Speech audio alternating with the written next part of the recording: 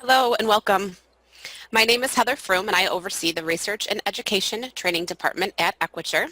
We would like to thank you for joining us today for the Managing Crime in Real Time webinar. If you have any questions or comments during the presentation, we ask that you type out your question in the Q&A section and Paul will answer the questions at the end of the presentation. And now I have for you Paul Demotica. Good day. Thank you, Heather. Again, my name is Paul Demotica, and welcome to the Equature presentation, How to Manage Crime in Real Time. Today's presentation will last approximately 45 minutes to 1 hour. Please, at this point, let me give you some information about who Equature is, because that will help you see the value of the information we're about to supply to you today. As we talk about how to manage crime as it happens, it is based on independent research with many different organizations. So who is Equature? Equature is a public safety software firm that provides interactive response real-time systems throughout the United States. In fact, next year we will be celebrating our 50th year in business. We currently work with over 1,500 911 command and control dispatch centers in the United States, as well as NASA, the U.S. Border Patrol, NSA, and Homeland Security. We specialize in real-time public crime management platforms. We deploy interactive response systems to help police officers manage crime as it happens. And as an industry thought leader and as an innovator in the market, during the last year, we have presented at the National Sheriff Show in New Orleans, the International Police Chiefs Association Show in Orlando, the Homeland Security National Show in New York City, and at the APCO Show in Las Vegas. And through these national engagements and after chatting with many of our customers, we've spoken to thousands of police chiefs and sheriffs.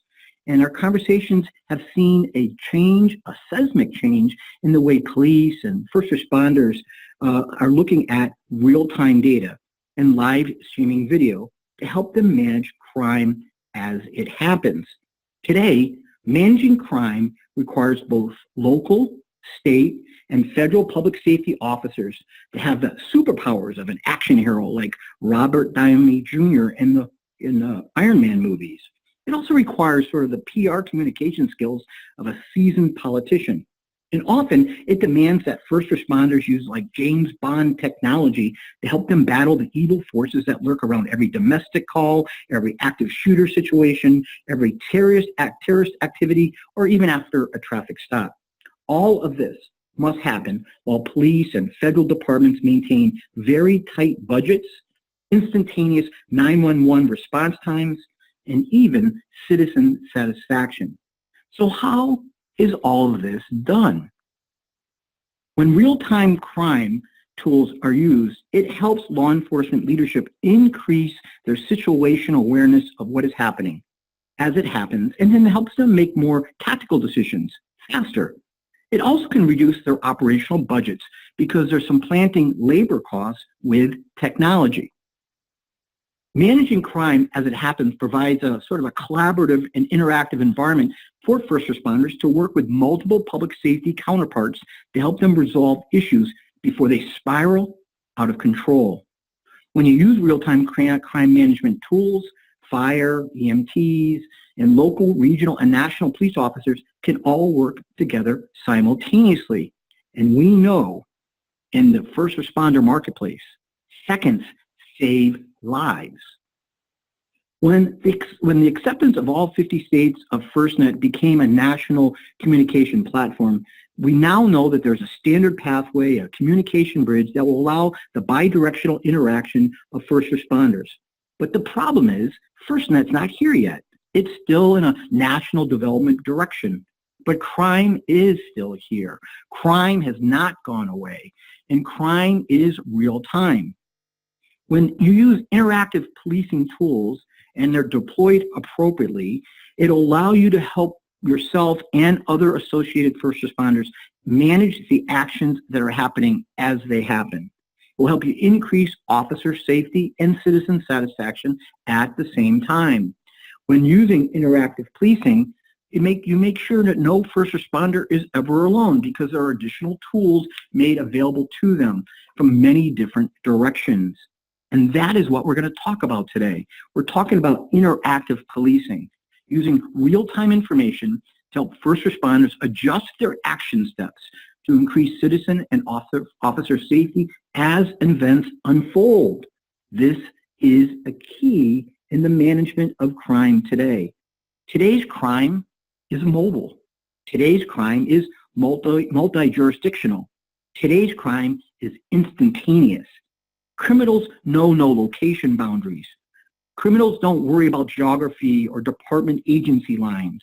Crime today can be in downtown streets of LA or it could be in a country corn farm field somewhere in Nebraska. It's happening faster than traditional policing tools many times can handle. So the question is, how can police departments and public safety officials manage crime in real time? How do they handle that in an environment where things are happening so quickly? Just a little bit more than a year ago, in the 2017 Las Vegas shooting happened on October 1st of last year, when a gunman opened fire on a crowd of concertgoers at the Route 91 Harvest Music Festival on the Las Vegas Strip in Nevada. The perpetrator, Stephen Paddock of Nevada, fired more than 1,100 rounds from his suite on the 32nd floor of the nearby Mandalay Bay Hotel, killing 58 people and leaving 851 injured from gunfire as a resulting panic took over the entire crowd. Yet, the best real-time video of that event that came out after the event was individual concertgoers' personal cell phones and smartphones. The shooter, Stephen Paddock, started shooting at 10:05 p.m. and then he ended at 10:15 p.m.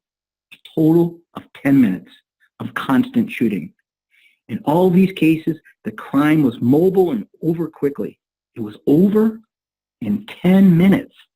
And this is why today, more than ever, police departments need to think about how I manage crime as it happens.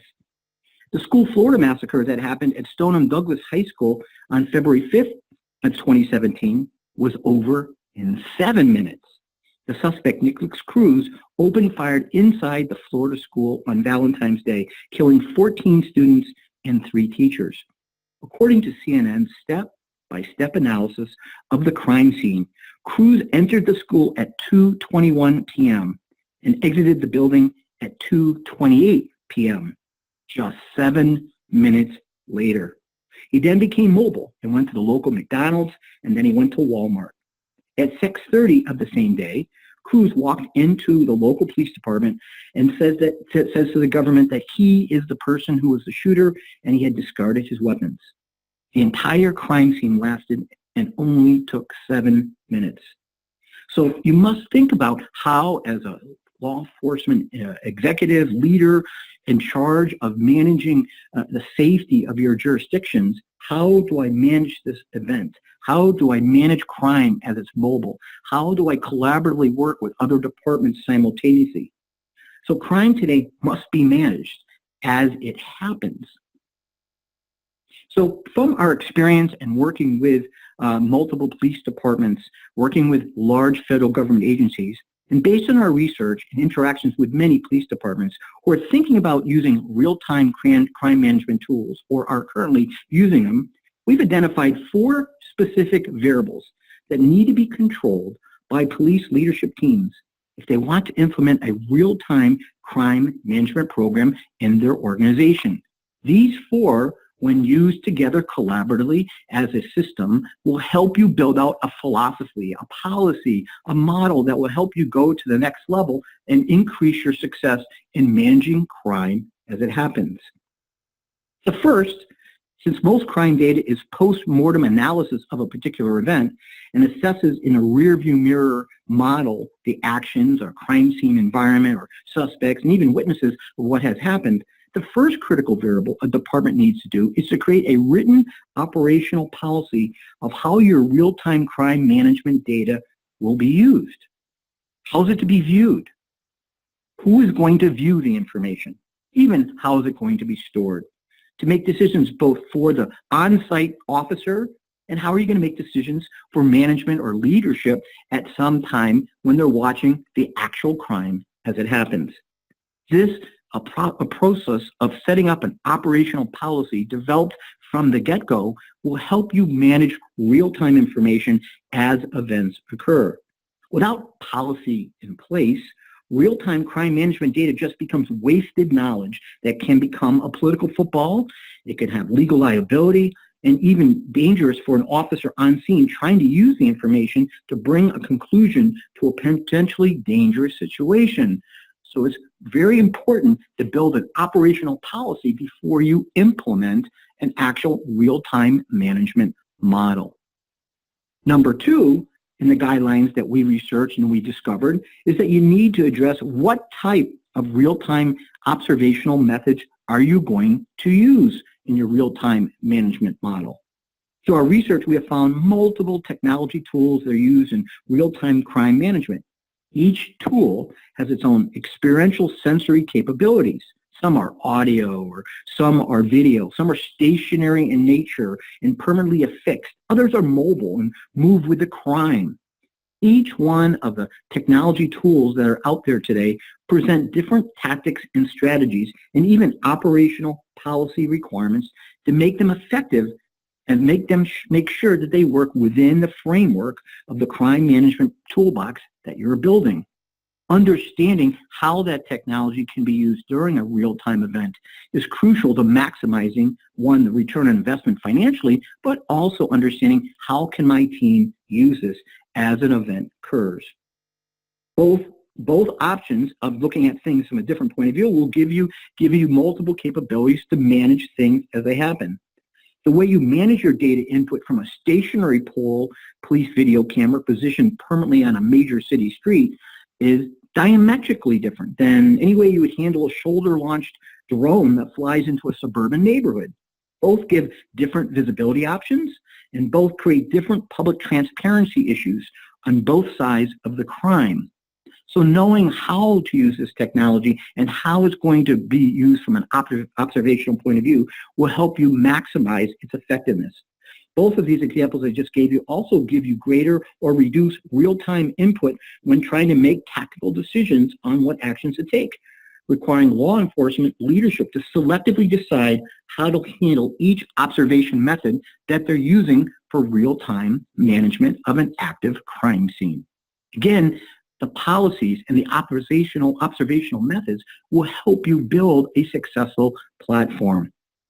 The third variable that we looked at in our research was when you're looking at something from a operational point of view, you have to understand you're building out your real-time crime management platform is that the communication methods you use with this information between the first responder and the command and control when the real-time data is collected must also be determined prior to its deployment.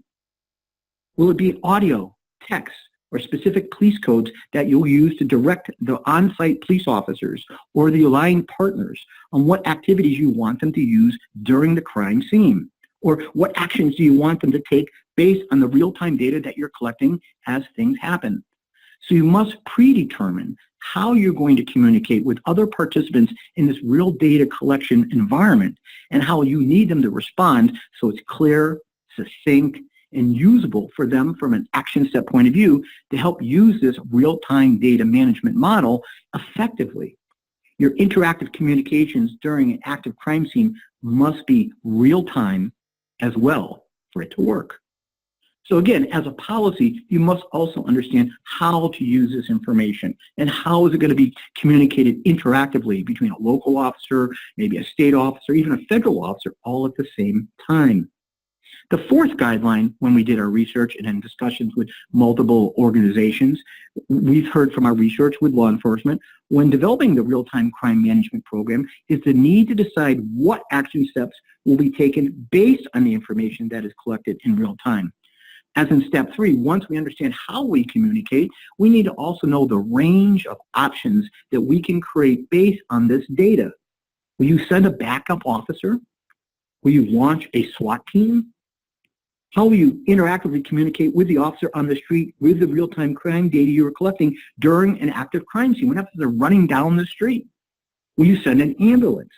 Will you contact another law officer or another law enforcement agency for an active crime scene and have them participate. You have to build pre-developed action steps based on different types of crimes and activities to understand what are the options. Seconds save lives. So having a pre-built decision option platform of what I am going to do with this real-time information also helps the real-time collection become more successful. Collecting real-time information during an active crime scene is not managing crime in real time. It's just observing crime in real time. So building a real-time crime management playbook on what to do and not to do based on the type of police call that is being responded to, and also to respond in is how you're going to respond, is critical for police leadership when seeking to launch a real-time data crime management system. These 4 variables in our research were identified over and over again as a model to correctly deploy real-time control systems to help you increase your success as an operation, as a platform. Once you've implemented these 4 guidelines, you're now ready to explore the methods, the models, technology you can use to create real-time crime management programs. But you must upfront develop the policies and the methods and the communication capabilities so you understand very specifically how to handle this model. In the United States today, there are currently real-time crime centers called RTCCs, and they're used nationally as we speak. This process of using these centers, they're owned by state, they're owned by local, and they're owned by national organizations, and they were set up in coordination with the Department of Homeland Security. There are RTCC locations in over 50 states, in all the 50 states in the United States, and including the U.S. territories. There are different sizes, different organizations, different structures, but the primary purpose of RTCCs is to support and assist the operations of a police department in an ongoing operational and crime environment. These functions historically for RTCC locations include, criminal investigation, apprehension, prosecution, patrol activities, and crime prevention as it moves, as it happens in real time. The value of real-time crime centers is that it extends the eyes of the police.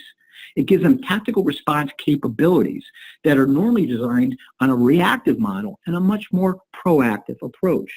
So it allows them to build action steps, understanding that they have other resources than the officer on the scenes giving input, that there are additional resources available to the officer in a more packaged process to allow them to increase their personal safety and citizen safety and their ability to respond to 911 calls or events as they happen. It's a premeditated process of helping crime be solved more as a collaborative group than an individual process. It allows officers and associated partners involved in the collaboration to work together in tandem to be successful. The RTCC locations are centralized throughout the United States in major cities as well. And as you can see on the screen, they're started actually in New York, but they're actually in every city, major city in the United States today. Its purpose is to give field officers and detectives information to help them identify the crime patterns and stop emerging crime even before it happens. The first RTCC organization was started by New York City. They opened the first center on July 18th in 2005, and they currently provide over 24/7 support. The information in the center is available to all 37,000 police officers in New York City. And the funding for RTCC in New York was funded by government grants. Now, the RTC data sources for the New York City operation includes a large data warehouse in which billions of records are made available to detectives and other officers within minutes instead of days or weeks. And the size of the data they collect in New York City includes all criminal records, all parole records, all probation files. And they collect more than 31 million national crime records. They also follow complaints and arrests and 911 and 311 calls and any summonses that have been sent out. And they do this all in real time, supplying 37,000 officers with the ability to access information on a particular event as it happens. The Crime Scene Center in New York uses satellite imaging and mapping of New York City's geographic information areas. It actually looks at precinct by precinct, even street by street, and uses data pull video from stationary camera locations, drone usage, and also uses helicopter video as well.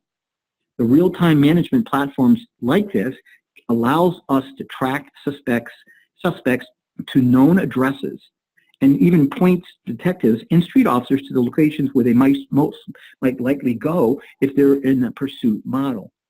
Most real-time crime centers today are built with government grants. So one of the options for you, regardless of the size of your department or your size of your operation, is to actively seek out some kind of government grants. How can you build your own small or large RTC center to allow you to manage crime in real time? Because again, the goal here is a proactive policing model. The whole concept of real-time police management today for law enforcement is building an approach to crime that is proactive, not just reactive. We got a 911 call. It's a law enforcement model. Many times you'll hear predictive analytics as a tool that people will use, or situational awareness. And real-time management of crime is part of that entire direction.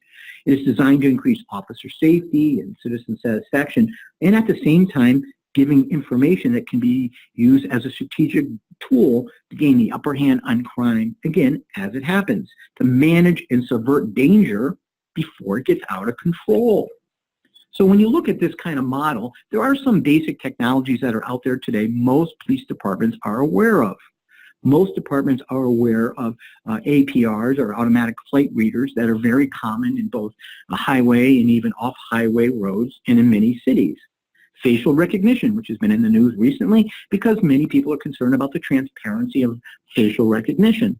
And then CAP-TV or CCTV poll cameras are pretty consistent throughout many locations throughout the United States. I'm headquartered in Atlanta, Georgia, and when we had the Olympics come here 20 years ago, the Georgia State Police and the regional counties and local sheriff's department added about 3,000 cameras throughout the state in anticipation of having the Olympics headquartered in the United States. There are a large collection of CCTV poll cameras everywhere you go.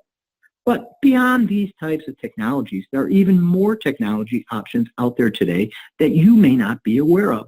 And because we specialize in this area and have gone to so many association meetings and participated with so many of our clients, we have discovered some other tools that are out there that you should be aware of. Because when you use technology and it's used correctly, it becomes a force multiplier. It helps police departments manage crime in real time, and it allows them sometimes to manage their actual budgets in a much tighter way. One success outcome using technology is to build real-time crime management platforms for police departments so that they can use technology as a tool to leverage the staffing model that they currently use.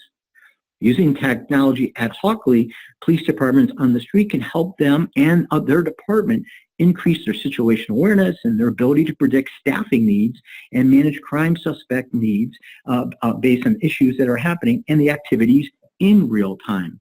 Now, you've heard some of this before with situational awareness and predictive analytics of where should you staff your police department based on the geologic of the crime activities, based on weather, based on the time of year, all those types of things. So technology by its very nature can, when used correctly, can actively help you become successful. One new technology just came into the United States in 2018 that I'd like to introduce you to is a company out of Israel. The company's name is Carbine 911. This new technology adds new real-time capabilities to police departments to help them manage crime as it happens. And it's an Israeli company that came into the United States with a new concept. Carbine 911 software integrates into existing 911 legacy information phone systems and turns a citizen's personal smartphone into a GPS location identification platform. It turns it into a chat system and an audio and video communication doorway directly to dispatch. They literally turn an individual's telephone or smartphone into a direct link, more than just a phone call, into the 911 dispatch, so that when the citizen dials 911 or hits an emergency button on their smartphone, the smartphone automatically is communicating directly to the actual command and control, their GPS location, their physical location. At the same time, the software opens up the camera on the citizen's phone to see what is happening as it happens. It also opens up the listening capacity on the audio communications. But even further, their software allows a citizen to send text if they can't speak, all in real time.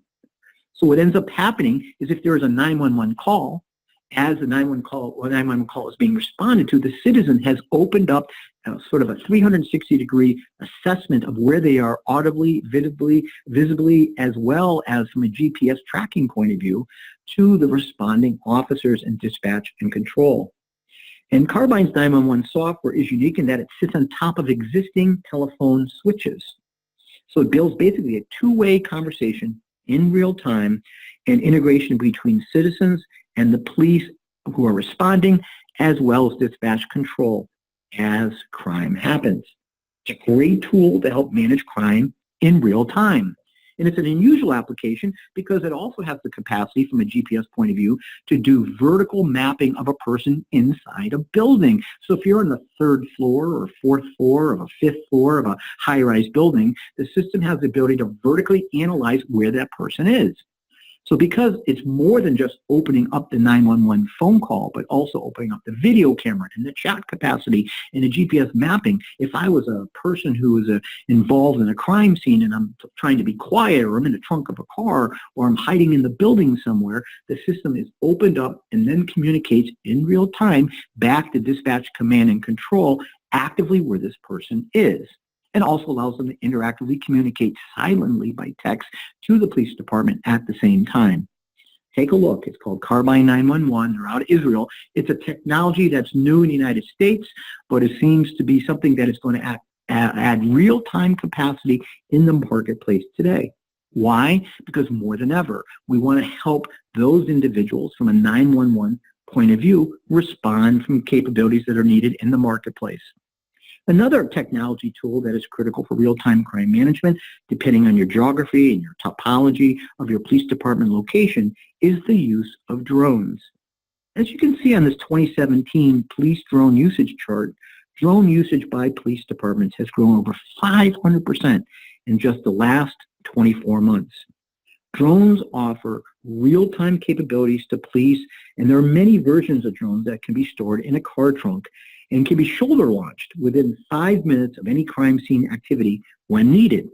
So using a drone as a management tool to help you manage very specifically active crime scenes, depending on how you dispatch your team, will allow you to increase the visibility of activity.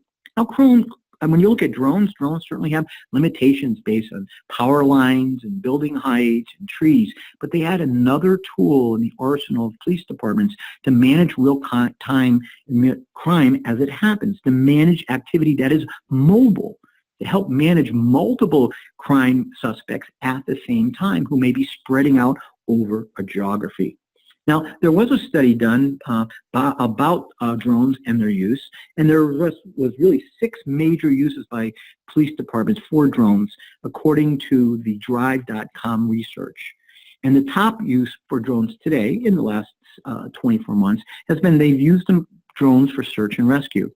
The second method they've been using drones for is traffic collision reconfiguration and scene reconfiguration capabilities. A third use for drones has been active shooter management. The fourth model that people have been using drones for is crime scene analysis. The fifth is for surveillance on large activities or potential activities or dangerous activities. And the sixth element that officers in the United States have been using drones for is for crowd monitoring, from a top-down point of view, from a process of seeing where you can't see. Drones offer all police departments the capabilities, and the price point and the capabilities, technical capabilities, and the approach to make them simpler to use is greater today than it ever has been. In fact, out there today, many drones are simple to operate and even can operate off a smartphone. So there are portable drones that an average person with little technical ability you can acquire that operate off your cell phone. So if you had a drone in the trunk of your police car and you're trying to look at a situation from a top-down point of view over a spread-out geography area, it would be easy to deploy a very small, what they call shoulder launch or hand-launched drone that would give you 5, 10, 15, 20 minutes potentially to manage or monitor a situation as it happens. And for a relatively little cost, you could actively see and hear what's happening over a large geography-based opportunity. In fact, AT&T has built a special drone for their consolidation relationship with the whole FirstNet platform. This collaboration with FirstNet has developed an application called the All-Weather Flying Cow drone, or a cell on wings.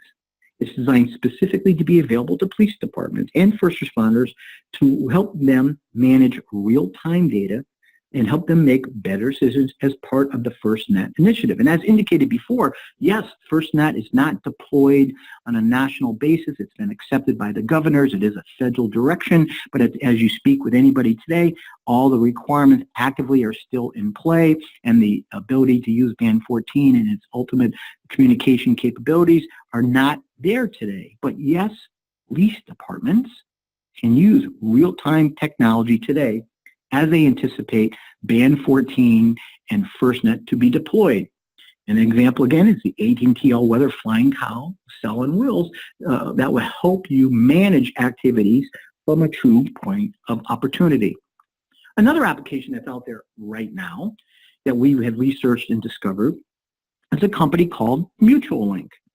Now, this technology helps link all of your communication together during real-time events. Mutual Link shares radio, voice, video, and data for cross-agency collaboration. They have built actually a connection platform, and they have pre-built, already in place, communication connections to both local, state, and federal government agencies.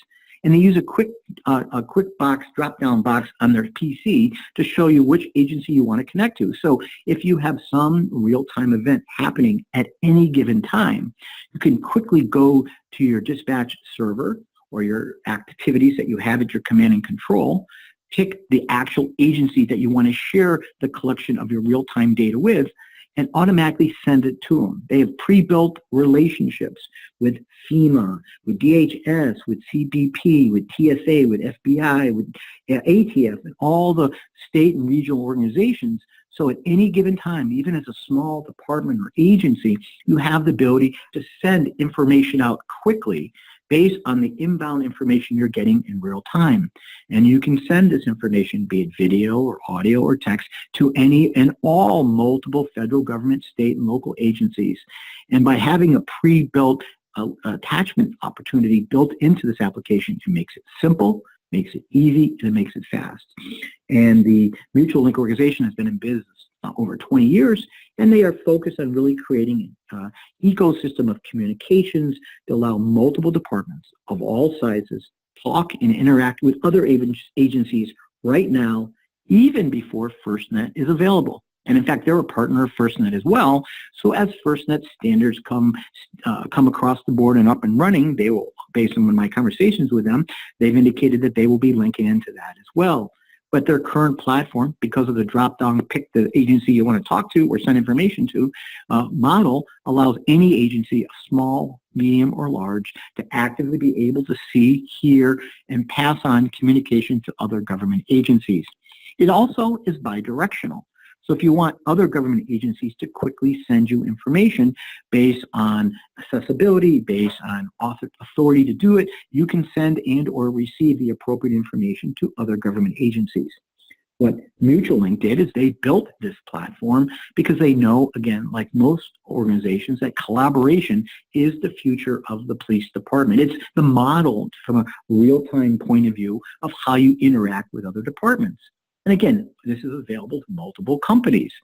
When we were researching, the marketplace and real-time interactive capabilities, because that is our focus as an organization, we also were trying to understand really specifically, how do citizens see real-time video? When deploying real-time crime management platforms, how are citizens going to react? What is their concerns about this technology? What are their concerns about its transparency? Citizens today do have anxiety with transparency, but often it's not always balanced with the potential increase in safety that they gain when you have real-time management tools. And what kind of safety opportunities these types of real-time technology tools bring to the table, both for the officer, the first responder, and ultimately the citizen who may be in danger. When you look at video capture of citizens, it has been used in every store. Video capture has been used in banks. It's been used in theme parks. It's been used in every ATM, and it's been used in casinos for over 20 years. It's out there. Citizens may not know it, but we're all being videotaped. So the question really becomes, when should you use it? What is the policy? And how would you decide what is appropriate? As you can see in the study on the screen right now, there are standards from a video usage acceptability point of view. Most citizens accept the idea that video coverage is needed to protect them. It just depends on when. But when it comes to crime and crime being active, all seem to agree it's important for them to have video coverage to help keep them safe, to help first responders react appropriately. So video usage will continue to expand. And as you know, with FirstNet and Band 14, the technology really requirements are being set up for video communications throughout the entire platform. And the concept of building technology today to allow you to communicate both visually and audibly everywhere is the standard today in dispatch and CAD systems and dispatch recording applications and going forward even in body-worn camera market models. Today, more than ever, you must have the capacity for real-time interactivity as part of your leadership platform within your organization. Doesn't matter if you have 5 sworn officers or 5,000. More than ever, having real-time data available is going to help you maximize your opportunities as an organization. Because we at Equature focus on real-time interactive capabilities, we ourselves have taken a look at the technology market. And another new technology tool that we at Equature released this year is our real-time streaming smartphone body-worn cameras that operate on an Android phone. If you can imagine what your current personal smartphone can do. It can do facial recognition. It can do fingerprint ID. It does audio commands. And so we decided to leverage the billions of dollars that the telephone companies have built into the smartphone technology. And because we're a software-driven company, not a hardware-driven company, we decided to look at real-time capabilities like we do in our dispatch recording applications and put that kind of technology into our smartphone technology cameras. Our system allows command and control, the 911 dispatch center, and shift supervisors in their cars or on their phones or even at home, the ability to see and hear crime events as they happen in real time. Most body-worn cameras today are made by proprietary hardware companies who basically manufacture technology. And then at the end of the day, you take your body-worn camera and then you bring it back to the station and then you put it in a storage box. And then you charge it overnight, and then you look at today, what you did today, tomorrow. And that is old technology because they're limited as a proprietary hardware company based on the hardware. And every couple of years, you got to upgrade the hardware. Well, we're a software company. Think about your personal smartphone. Think about every 6 months, you get a text from the phone company that says, time to upgrade. So we've built a smartphone real-time streaming body-worn camera that allows police departments and first responders and fire departments, and we work with all types of organizations, to manage crime in real time. And we built it on a platform that allows us to continually upgrade without ever buying new hardware. So we reduce the actual investment costs for organizations when they're thinking about going to a smartphone capability. Equature's smartphone system offers real-time audio monitoring, real-time video monitoring, real-time command and control monitoring. It allows command and control based on the policies of the police department to actually see and hear what's happening on a crime scene or on an active shooter event. The phones, because we're working from a software technology point of view, are already FirstNet ready in Band 14 out of the box, ready to go. Now, what's interesting about our command and control applications is if the command and control needs to turn on the body-worn cameras when they're not, command and control has the ability at any time to turn on the actual body-worn camera capability. Now, if we go back to the 2 examples that I gave you, when you look at the Las Vegas event, they had over 200 officers managing the concert at that particular time, and they were not wearing a smartphone body-worn camera. And so the best video that came out of that, tragedy was actually people's smartphones, as I personally said before. But if the particular department had our smartphone body-worn cameras on, 1 minute after the first shot was fired, command and control could have turned on all 200 smartphone body-worn cameras and had 200 views and audio capabilities, watching, seeing, and hearing everything that's going on at the same time, 1 minute after the first shot. That is the kind of capability, when you look at smartphone technology today, that is out there, and it allows you to manage in real-time crime. Because we're a software company, we also built into the application a full capacity as to be used as a department phone. So you can use it to record cell phone calls. You can use it to send text backwards and forwards back to the department. You can use it for GPS location. In fact, if you can't find an officer, command and control can use the GPS in the system and automatically find where the officer is. In all due respect, if an officer is down, you can find that officer. Also, because it is a smartphone technology model, we built in an evidence management system that also allows you to complete evidence collection. In fact, we have some police departments who are using our smartphone body-worn cameras as an evidence room device. They just take it off their uniform and they insert it on a little small tripod and they go into the evidence room and use that as a evidence collection device. And because we are a company that focuses on software, we understood when building smartphone technology it had to be easy to use and comfortable to wear. So we built in voice-activated triggers. Voice-activated triggers. So for instance, you can tell the camera be turned on or off. You can have the camera operate based on gunshot noise. The camera automatically will turn itself on if you start running. So by having voice-activated capability into our smartphone technology, it makes simple to use. It also makes it reliable. Traditional body-worn camera, you have to go for 6 to 7 hours and you have to bring it back at night, put it in that 1990s charging box concept, and then look at it tomorrow. With our body-worn cameras, you have the ability to take it right to the cloud at any time and you never lose any evidence. And the information runs on an 8 to 10 hour battery on one charge, and you can charge it in the car. So it gives you flexibility throughout the platform and allows you to real-time communicate the information. If, for example, you have 5 officers chasing down the street an active shooter, if the officers are using our smartphone body-worn cameras, command and control can see and hear what is happening as it happens. The goal, of course, of all real-time communication capabilities is the ability to share information as well.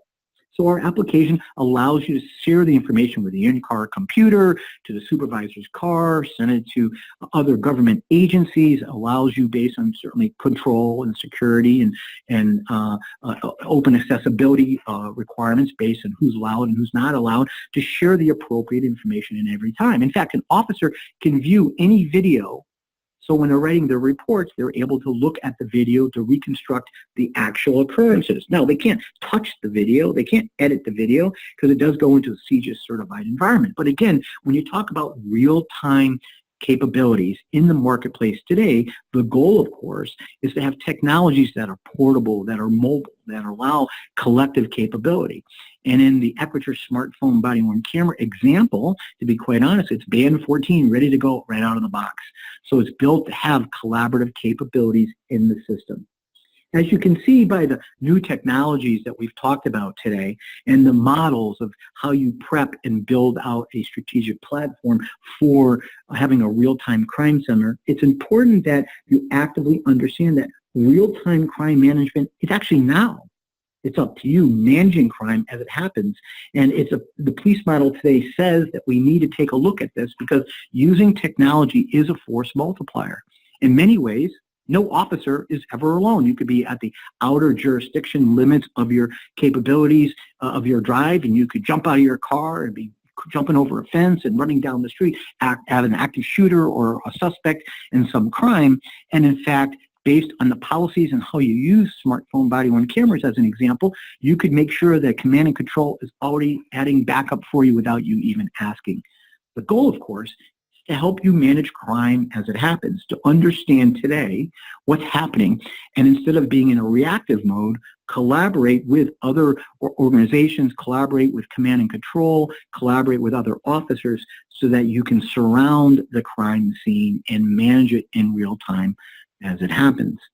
The goal and objective of all real-time crime management based on our discussion with multiple agencies and working with multiple government agencies and attending all the events that we discussed at the beginning of today's webinar is that more than ever, real-time crime management is a key operational driver for successful police departments to manage crime better in a reduced budgetary environment. It allows you to use the technology as a tool. And as we wait for Band 14 and FirstNet to hit the ground running and operationally becomes a standard in the next 12 to 24 months, there are other technologies that are out there today that you can use that will work in tandem with FirstNet when it's ready, but today can give you the extra capabilities of managing crime now as it happens. This is the end of the overall direction of the webinar for how to manage crime in real time. If you have any questions, please send those to Heather. Heather, do we have any questions? We have a few questions. The first question is, how do you manage what police leadership wants and the pushback from rank and file police officers on the street who want no real-time technology usage? Well, in our discussions with multiple police departments and even police unions and activity involved and local, regional, and national organizations, there's always going to be some pushback from a policy operational point of view. But I think you have to look at the trend today for real-time data collection. If you go back 20 years ago, people didn't use tasers. If you go back 20 years ago, there was no in-car video specifically for cars. If you look at 20 years ago, there was minimal pole camera video used by the police department, and certainly there wasn't any license readers. So I think if you look at the progression of technology today, it's going to happen. I do think we have to be respectful of the police and when it is used and when it's not used, and that's more of a local policy-based model. But today, more than ever, officers need to have transparency both for their personal safety and legal position on activities that happen, as well as for citizen satisfaction. So what we have found in discussions with multiple departments today, more than ever, is most departments today are looking forward and saying, it's going to happen. It's just a question of when. And ultimately, most organizations are building policies that have different restrictions of usage or operational capabilities of sharing the data, the accessibility of the data, the storage of the data, and they're building a policy model that allows the police individual rank and file to feel comfortable that it's here to help them, not hamper them. Anything else? Yes, we have another question. What are the risks of using real-time technology in our transparent world? Well, I think that goes even to the first question. I Yes. think today more than ever, there are some risks, and the risks are from a transparency point of view. If somebody's doing something inappropriate, it shows. But I think, at the end of the day, public servants are here to help. We want them to be safe, and I think transparency helps on both sides of any activity. It shows what the officer does, but also shows what suspects do or what participants are doing in a crime, and when they misrepresent what they did or did not do, it validates what the officer's action steps were. So transparency is sort of a political word that's out there today, but I think when used appropriately, it helps everyone, both the police officer, the public safety servant, as well as the citizen. And as a person who's been actively involved in both sides of this area, I think it's important today more than ever that transparency is managed, but I think it's designed for everybody's safety. Okay. Any other questions? Yes. What are the costs of these technologies? Well, I can't speak for the other organizations. I can speak for Equature. The other companies, I have no tactical or strategic relation with them, but because we've participated in so many events and we meet a lot of technology companies and talking to other police departments, I would just follow up with Carbine 911 and other companies that we talked about today to actively, investigate what their investment is and upfront costs are. Today, more than ever, public safety is a budget-conscious market model because we're funded by citizen real estate values and things like that in the economy as a whole.